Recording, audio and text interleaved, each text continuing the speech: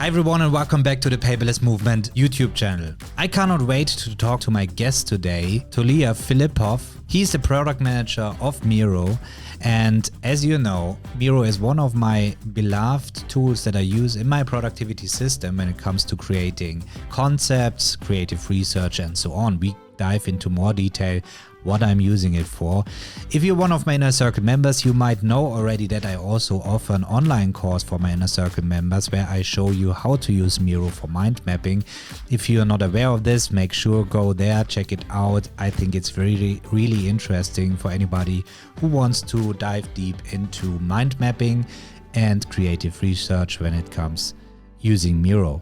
As usual, this episode is sponsored by my Inner Circle members, so thank you very much for your consistent support.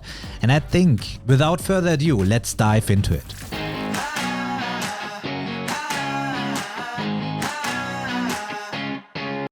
All right, everyone, let's get started with Tolya Filippov. He is the product manager from Miro, and as you know, that's my beloved tool that I use for mind management, for mind mapping, and for creative research.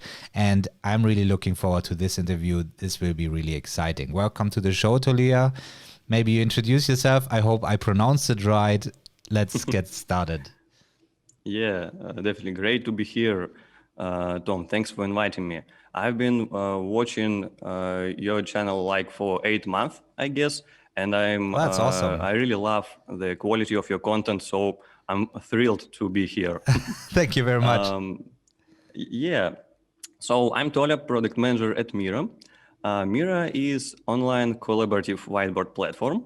It helps distributed teams to work effectively together, from running brainstorming sessions to planning projects, from designing new products to facilitating agile ceremonies. And our vision is to live in a world where teams can create together seamlessly, regardless of location. And in the beginning of our podcast, I would like to say that I'm really honored to hear feedback that in these unstable times, we help people to work in a remote setup more effectively. And previously, we as a company have been distributed, not remote, and now we are fully remote. And it helps us to empathize even better with our customers because we create mirror in mirror, and we drink in our own champagne every day. Yeah, that's good. Yeah. That's a good relation. Yeah, that's really interesting. That you should use your own tools, isn't it? I'm always wondering if really all the productivity companies use really their own tools, especially when it comes to UI and UX, and the intuitive handling of the things. You sometimes wonder, are they ever use their own tool? I mean, that's so complicated. And that's something I really appreciate about Miro. If you never used Miro before, you go in there and it's so intuitive to find out things there without you reading any manual. I mean, I made an online course specifically about mind mapping using Miro. I think there's a lot to discover there and a lot of tips and tricks to discover. But Miro is not built to be a mind mapping tool only, isn't it? It is a collaborative tool for whiteboards, Kanban, and loads of other things. So what would you consider, or what area of productivity would you really apply to Miro? Yeah, that's a good question. So first of all, I would say that we are collaborative whiteboard. It's a category. But I would also say that we are much more than just a whiteboard.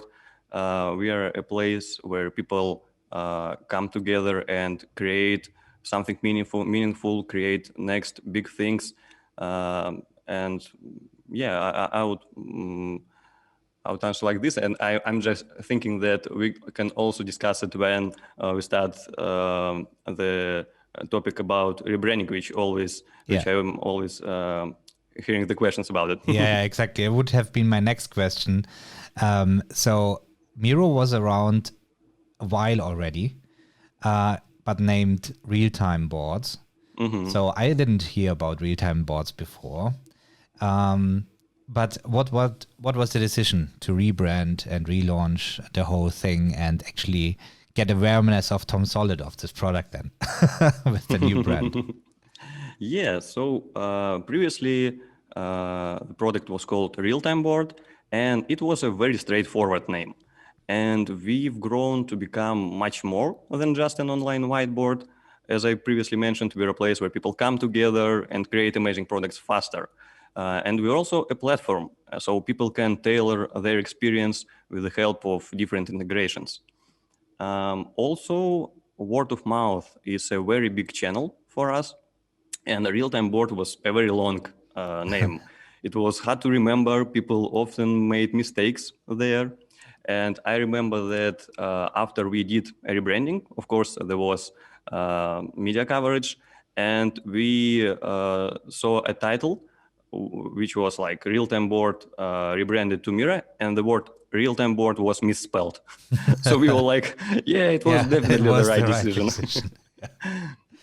Yeah, and I think it's also worth to mention that Joan Miro is a Spanish artist who inspired us, and his artworks are very abstract and unusual, and we see some analogies between our users creating boards and artists creating canvases. Oh. And in, this year we launched Miroverse. It's a it's Miroverse, isn't it? From Universe to Miroverse. Yeah. Just for that's right. So it's like a gallery of great templates. So you can check this out. There are a lot of great templates, and it's also like an art gallery for our users. So I really inspired by this too. And the work of Joan Miro, his paintings and sculptures transformed these domains and show what's possible in them. And we also inspired by this, and we want to give people the tool that helps transform their domains. Yeah, that would have been another question. What is Miro for, and why do you pronounce it Miro and not Miro? Now it makes total sense. I think that's a really great approach and something you can relate to and visualize your brand. I think that's really good approach. And when I think about the boards that I create to either understand concepts or on the other hand create my own concepts, like the ICOR framework that I coach in my Inner Circle membership, then I certainly understand that this is related to art, actually. It feels really like creating a masterpiece. And this makes it really hard because when I explain, for example, the ICOR framework where I define the different areas of productivity. So, for example, for knowledge management, you could use Notion, things like that, for task management, Todoist, and so on. Miro is really hard for me to place. For me, it's really a hybrid thing between the different apps. It's really to making up my mind about something and then narrowing it down in the specific tools. However, then I appreciate really the integration possibilities inside Notion and ClickUp and so on, where I can easily embed these mind maps. And this is really something Miro nails, that it has, like Slack, you have so many different apps you can integrate into Miro, and also that I can throw nearly everything into Miro except video files. So we can also talk about if this is in the future coming, but other than that, I can throw in there everything. So was this something that was really the goal when you were creating Miro or real-time boards in the first place, that you can access it from any place and throw anything into it? Question mark? Yes. Yeah, so when creating the product, team was solving the problem of communicating and explaining ideas visually. And the best solution for this was a whiteboard. Yeah. Yeah, and obviously when you have a whiteboard, then, you're not the only tool there when it comes to whiteboards, but it's the most flexible one that allows you to throw in everything and you can access it from any browser and so on. There's another thing like Milanote, I think it's Milanote, I was using this as well because it had a similar approach. However, then you really exceed when it comes to how I can build mind maps out of it. Visual pleasing mind maps, talking about using the arrows, different arrow styles, the thickness, colors, and all this. It's really flexible. So I barely find myself, not finding the option to change the things. So was it mind mapping you also had in mind when you created this? Yeah, that's a great question. The mind map is the most popular visual structure to map your ideas. So the first thing was a whiteboard, and then we saw that a lot of people using mind map to visualize their ideas, and people were creating it in Miro with stickies, shapes, lines, etc. And it wasn't very convenient when people wanted to change something quickly. They had to do a lot of extra clicks if they wanted, for example, to reassign node, to change the color of this mind map node. Yeah. So we created an interactive mind map in which you can add ideas very quickly with shortcuts, change the order of nodes very quickly, etc. And I would also add that the power of Miro mind map is that it's more than a mind map. It's a starting point for a lot of people. And after mind mapping, they continue the work in Miro and create something else. So, for example, product manager, they use mind map for brainstorming, and after it they can create proper user story map or kanban right in Miro. Or for example, UX designer, they can use mind map for creating sitemaps, and after this they can create lo-fi wireframes right in Miro without switching any tool. So people can work on the projects end to end in Miro and don't lose time, constantly switching from one tool to another, etc. And also you can easily present your work right in Miro. Like it's already there, and you can also use our presentation mode if you need more official presentation, Yeah. I would say. Yeah, that's really nice. Using the frames inside Miro in order to create slides that you can order in any way. This works really well as well. So what I also appreciate is building interactive mind maps so I can jump. I mean, you have nearly infinite space on a Canva. I say that because I never reached the end. I the bigger the mind map gets, the better it is when you start connecting different parts of the mind map and just jump around. I appreciate that I can add links to specific shapes. I mean, many apps already allow you to paste a URL and you go to the page of this URL. However, you really zoom into the shape or close to the shape as soon you click the link. One thing that I might bring up here for consideration, thinking about Notion and Roam Research and the direction we go here with big backlinks. So as soon you create a link, you will get the same on the other end. So you can go back and forth quickly. In Miro, when I create a link to something, it's not going back to where I'm pointing it to.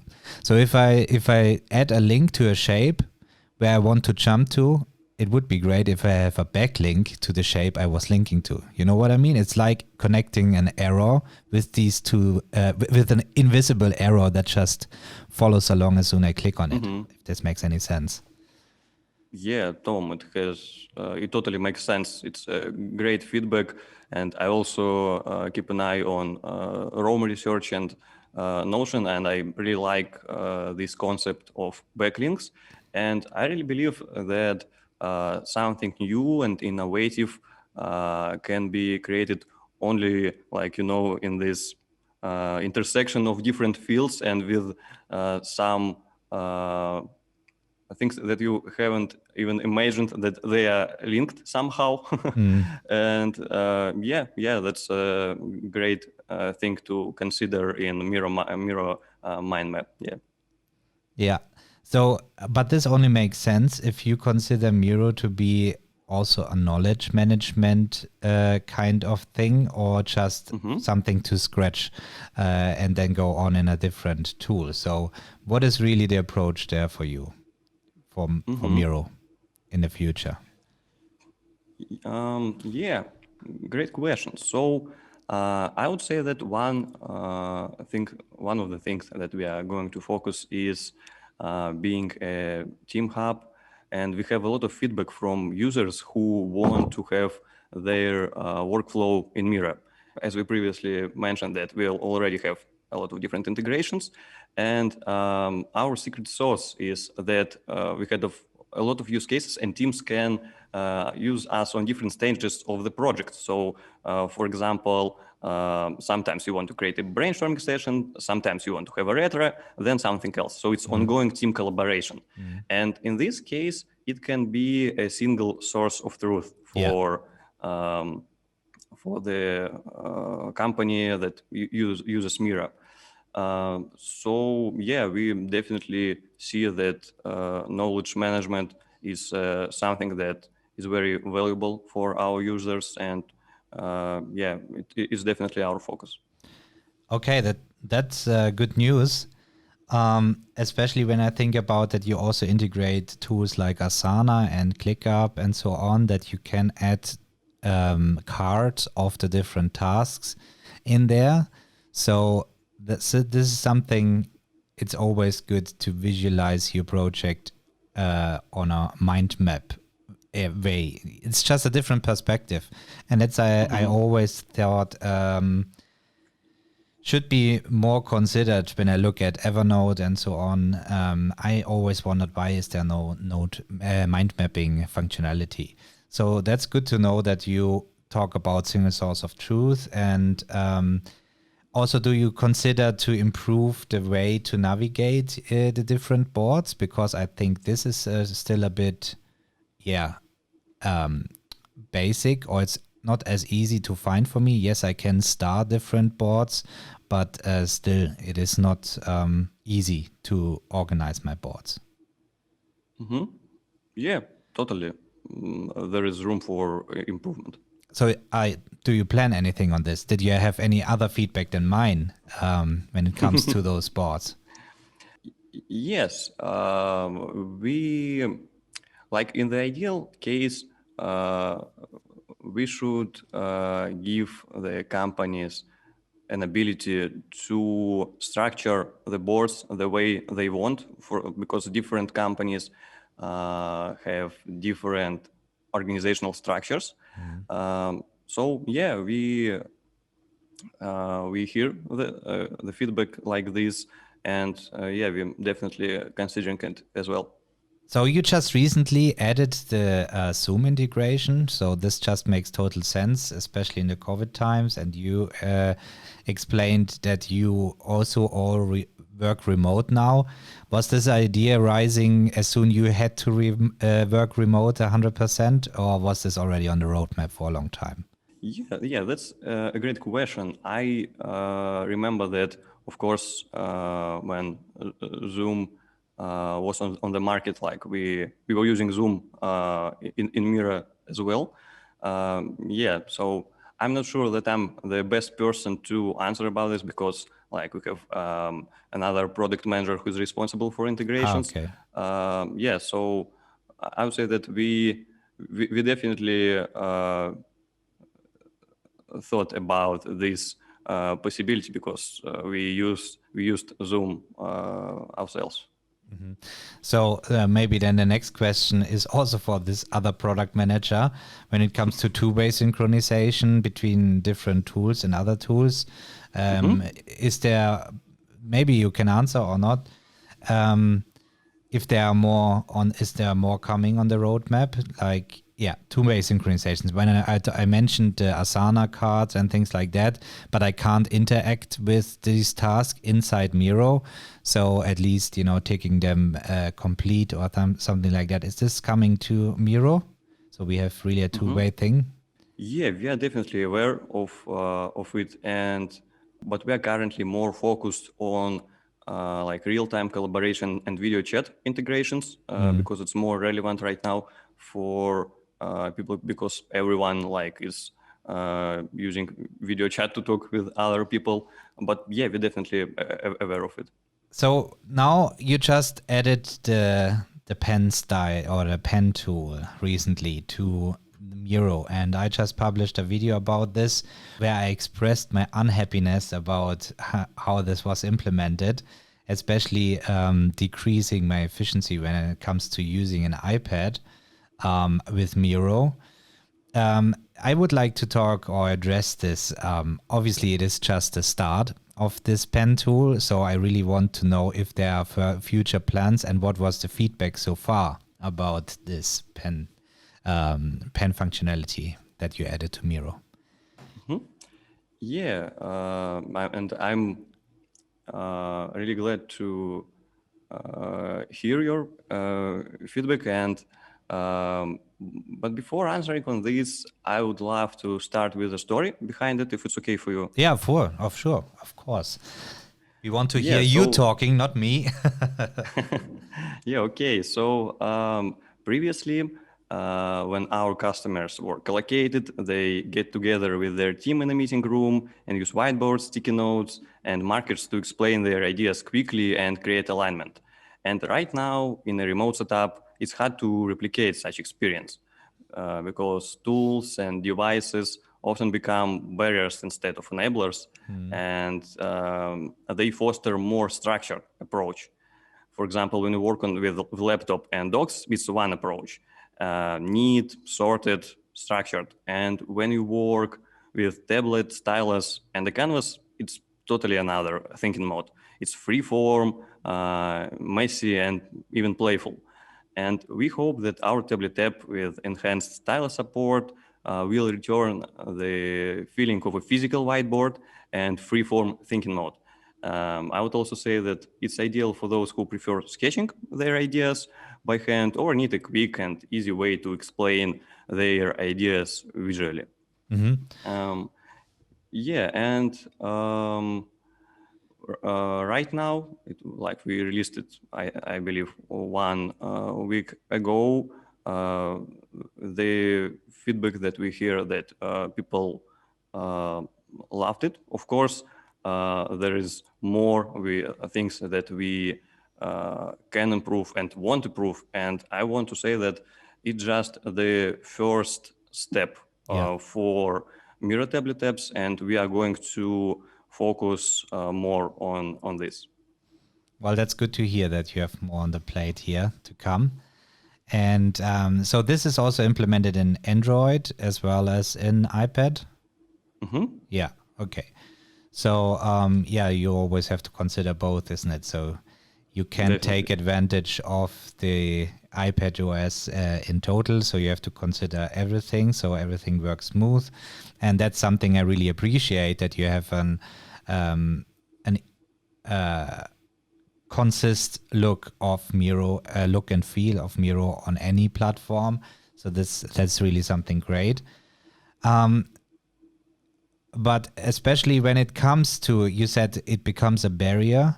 So I think it's really intuitive when people write down their post-its or things like that. You want to replicate this inside Miro. So the first thing I do is, you can draw shapes and it converts into a post-it, which is great. But then I want to write into this post-it and would love to have the text directly transcribed into the post-it, or at least let it automatically stick to the post-it. Of course, I can do grouping, but that's another additional step. So how is the feedback there, and do you plan anything on improving this? Yeah, so the workflow that you described, I think right now it's definitely better because of Apple Scribble. And right now you can, for example, create a sticky note and Miro and handwrite the your idea in the sticky, and it will be automatically digitized. Yeah. We also hear the feedback that people want to just draw an idea on a sticky note, and it totally makes sense because Miro is all about flexibility for our users. And we definitely have plans about this. So it's on the roadmap. Yeah, I agree. There's the Scribble feature, and luckily Apple added this Scribble feature, so we have already some workaround there. But when I consider, you also offer that I can create post-its on my physical whiteboard and then make a picture, and it converts it into proper notes. So obviously there is some OCR functionality there that can convert your text. And on the other hand, sometimes I just want to see my handwriting, which makes it, especially in mind maps, much easier to remember where different places are. And maybe once I finished my mind map, I want to convert it into something proper text. So this is what the Scribble feature doesn't allow you. Either you write it down directly afterwards, which is already an advantage because I don't have to use my keyboard. But converting it afterwards, this is just not possible.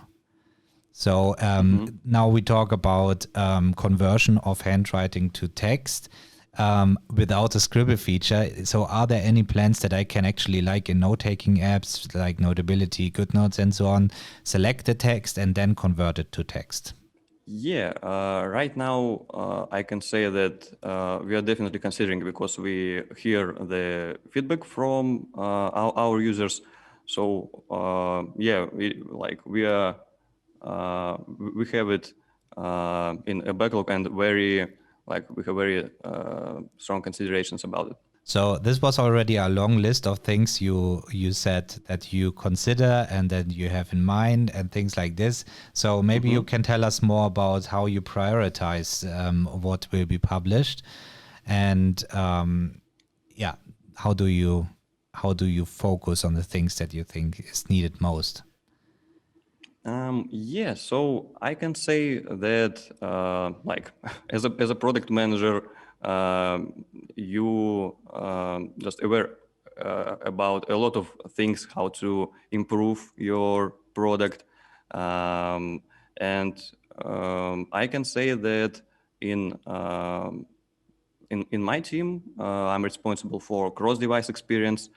We are looking at things like how many people want improvement of their workflow, how frequent this workflow for these people, and how critical is this. Because, for example, like previously, when we don't have palm rejection, it was like a deal breaker for some people, because it's a critical thing. People buy iPads and Apple Pencil to use it, and it was a deal breaker for some people in Miro, and now we fixed it, and fortunately people can use Miro on tablets right now much better. Yeah, that's really a big point you made there, and that's really appreciated.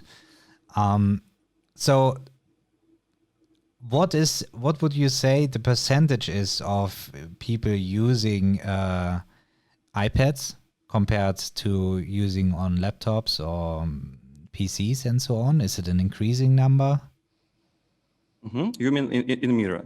In Miro, yeah. So on what device, the device distribution using Miro? I'm sorry, Tom. I can't give you the specific numbers. Yeah, I can just about. say that in the last few quarters, we see the rise of tablet users, and also there is a huge demand on the market, because previously, like previous few years, the tablet market was in decline, like for 2 or 3%. And at the previous quarter, there was a rise for like 30%. And Apple also expected more sales in this quarter. So yeah, I can really see that people long for visual tools for unstructured thinking. So yeah. So before we had this interview, you mentioned that you might have some other questions for me. So I'm happy to answer them. So just go ahead. Yeah, definitely. I'm really interested in what part Miro holds in your workflow of creative thinking. Yeah. So as I said in the beginning, Miro is really for creative research, as I call it, and it's really when I want to make my head, get my head around things. So I also show in my online course for Miro for creative research and mind mapping. When I try to understand a certain topic and I watch, for example, a YouTube video that goes longer than an hour or something like that, I put in the YouTube video into my board and then I create a mind map around this video because I always can watch the video. Then I see at a certain timestamp, I can take this timestamp and make a link to this timestamp on a certain shape where I made the notes around. So I always have the connection to the video, to the place where it actually happened, where I had this thought, and I create my mind map out of this. So whenever I come back and I see, the notes I made there or concept that I created out there, I have just one click and it goes to this part in this video. And this is really something where I'm using it for. And on the other hand, I also mentioned that I creating my own concepts out of this and trying to improve productivity systems. My workflows are all in my Miro. I'm also using a lot of automations, Zapier connections and other things. So all this is also in Miro and then referenced from the proper knowledge management systems. I have the wiki in like Notion and so on, where I click on this or embed this board to see really the visual representation.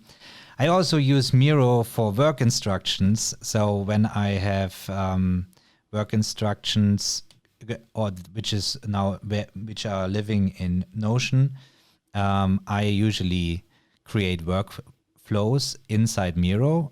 Either or usually I make a screenshot out of these workflows and add them to the Notion board. But it is so easy to create these and make them visually pleasing. That's really the important thing. There are so many mind mapping tools and workflow tools, but they all look the same more or less. There's not much that I can be creative and artistic about this. And this is really the big difference. It always looks good. And when my inner circle members, for example, they know my master classes that I give and the presentations that I create. All the pictures in there are created with Miro. So you see, I'm using Miro really in a lot of places, and it's distributed through all my productivity process. It is just the glue, I would say, between the different tools. Yeah, thank you very much for sharing a lot of use cases and the great metaphor about the glue between different tools. Yeah, great. And while you were answering, I have one thing in mind that I also really want to discuss with you is about medium for thought, because the way you described it's like a great creative process. And I really believe that that medium for thought and tools like this can really help for people to innovate. And first of all, let's define what medium for thought. It's something that lets you to externalize your thoughts and ideas. So it's like a free form thinking space. And I really believe that tablet app, Miro tablet app, can help people to do this, because what is usual creative process with the team looks like. First of all, you gather raw materials, then you process these materials, thinking about them, then you create something that you are ready to share. So it's like less messy, more structured. And at this stage, then you share it with your team, and then you collaborate with other and building something new together on the top of these ideas. And I really believe that the first two points, which is about gather raw materials and process it, it's the very important stages. Yeah, maybe 80% of the whole idea is already created in this process, and the rest is just the refining part to optimize things. I see it the same way, yeah. Yeah, definitely. So it's just one thing that the plans of tablet apps. So it should be an inbox for creative inputs. So we want to make the ability of adding content as easy as possible. So you could easily add different screenshots, references, and quickly sketch ideas on this board. Yeah. So yeah, I use Miro every now and then on the iPad as well. And I also made a 1 hour session where I was just using the Apple Pencil before even the pen style was added. So to be honest, I never had an issue with palm rejection for some reason. And I created, I was thinking about the difference between folder structures and using tags in Evernote and other tools. So I'm a really big fan of the flat hierarchies where you use tags rather than folders. And this is something I created using only the iPad, and where I really went in depth using an iPad with Miro. And I was already happy because it was already much more than any other iPad app would offer. So this is not a thing, but I really looking forward to what you will do now that you added the pen style thing, and especially get away with the, put away the friction points, which is especially the switch between selection tool and pen tool. So as soon I draw something, I would like to use my finger to select it. And I think that's something in iPadOS makes total sense, because obviously you see the difference. Is it my Apple Pencil or is it the app when it comes from a developer point of view? I don't know how it works on Android. It might be something similar. But these are the things that would make it much more intuitive as well. Why do I say this? Because you mentioned this, it becomes really close to using paper. So when I use a piece of paper and start drawing on it, this is really the thing that I can empty my brain and my mind and just get it on paper as quickly as possible, because our brain is for thinking and not for saving stuff or reminding stuff in these quick thoughts. So we really have to get them out on paper or on any other device. And this was really the missing piece, Miro, when it comes, it's a paperless movement. So I try to find really the solutions to do everything paperless. And Miro gets as close as possible to this process, getting out this as quickly as possible. So I really appreciate that you planning to make further improvements. Do you actually have statistics on what tools people use most in your application, and out of this you will do the prioritization on what to do next? Yeah, by tools you mean like devices or like specific tools in Miro? Yeah, some KPIs that you place and things, where you actually see how often is the pen tool used inside Miro, that's what I mean. Yes, of course. Yeah. Of course, we are a data informed company, so we make decisions with the help of the data and statistics. So yeah, of course. So how do you interpret the data then? Because let's just say you track the number of usage of the pen tool compared to the total number of users of Miro. So let's say only 2% use, or let's say 30% use the pen tool every time they use Miro. And then 2 weeks later after you release, it's only 2% using them. How would you interpret this? Because it could mean two things, isn't it? It could mean that it is not good enough, or people don't need it. So that's really, how do you differentiate between these things? Yeah, definitely. In this case, it's a signal to conduct qualitative research, because like we can see that, for example, the usage has changed, and we need to understand the reasons. And in order to understand the reasons, we need to talk to our customers, and like it's the first thing to do to realize what's going on. Yeah, see, that was the thing. So and that's what I also appreciate, that you try to stay connected to the customers and also the Miroverse and all this. So that's great. And I think before we close the interview, one question that I'm also interested in, you talking about teams and companies and so on, but I'm now using this mostly for myself. Maybe I'm inviting somebody for some brainstorming, and I certainly will use it when I build up my team now in the future.